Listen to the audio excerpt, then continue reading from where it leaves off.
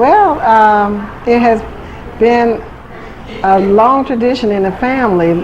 Back in the 50s, my father had a restaurant, and then my mother, she also had a restaurant, and her restaurant was JJ's Rib Shack, and that's currently being operated by my brother in Atlanta.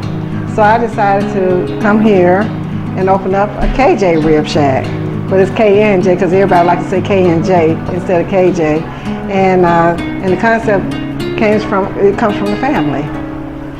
Her career revolved around nursing, and nursing was her first calling, I believe, although she did a restaurant on the side. And obviously, when you venture into something that's brand new, husbands are always going to have a little doubt or a little uncertain, and stuff like that. It's like, hey, how are we going to be sure that we can do this thing for sure? But one thing I find out for sure that, I had a lot of uncertainty, but one thing, when she started this area, I was sad. Not only did I have doubt, but she had friends and other folks that said, especially when they talk about West Montgomery, a lot of folks say, hey, you're wasting your money or you're wasting your time, but with a strong faith, I believe that those obstacles, and we believe that through God, there's nothing impossible. So we ventured out on faith, and we're here today, and K&J stands, and we'll stand. Well, I had to do some renovation to the building. It used to be a barber shop and a florist shop. So when we did finally get a hold of the person that owned the building, he decided to say, okay, you let us have it, and a lot of it is still original. But we had to put the kitchen in and go through, of course, the different codes and everything in order to bring it up to par.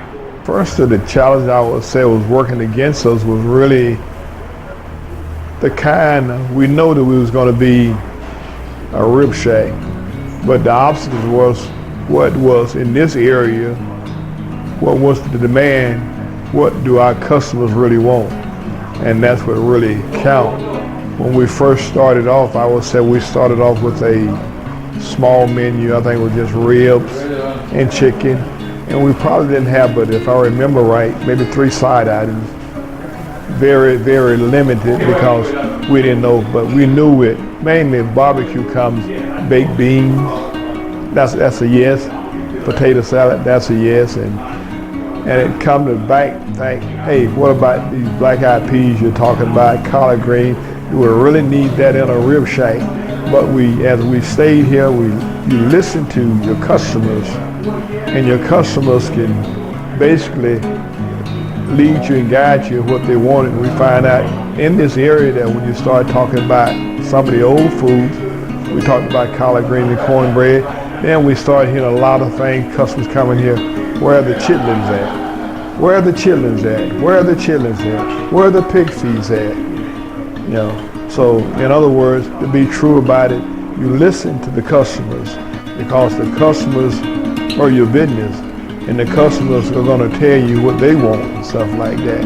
And we listen at the customers, I think, on this chitlin and pig ears and stuff for a good while. I don't know how long. And my wife said, we're not going to do that. We're going to. But those customers, repeat customers, we want chitlin, we want pig ears.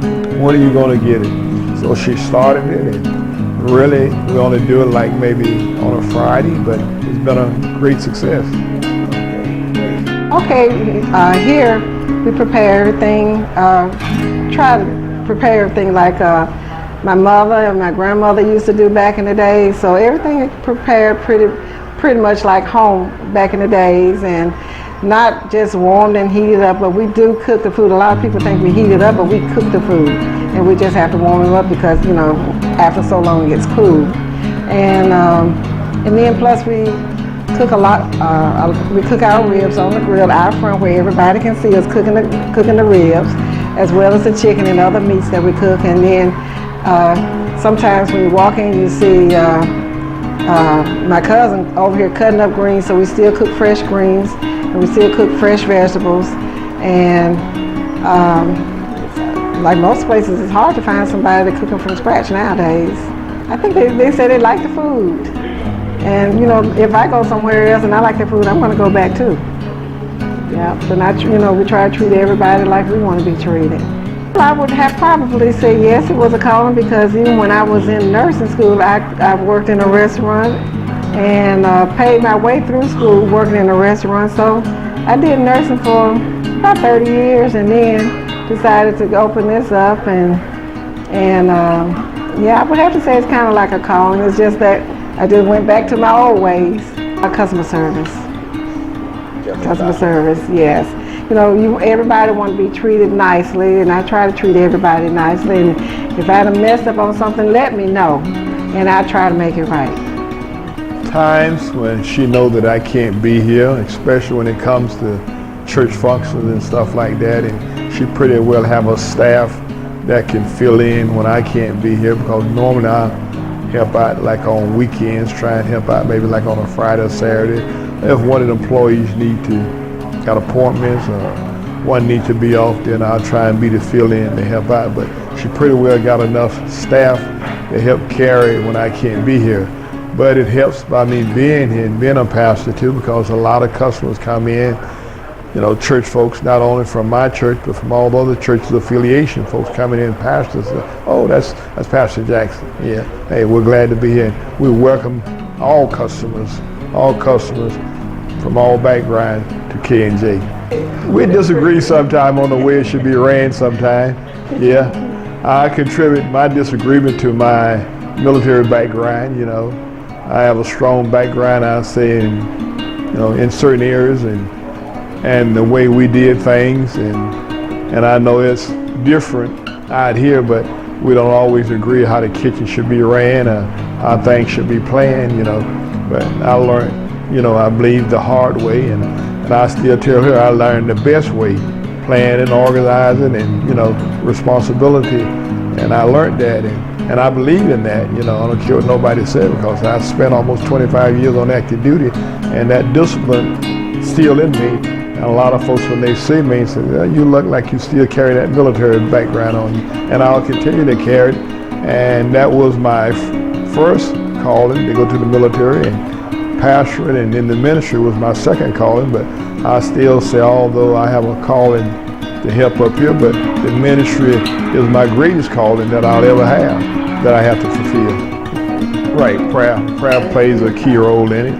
Because I would say 99% of our customers, if you go to any of the websites, and those that do a lot of Google, Facebook, or whatever, they chat and stuff like that, they will see the comments that how customers speak and how customers feel about K&J. And that speaks for itself, you know. Yeah, try to bring what they call the last of the Mohicans.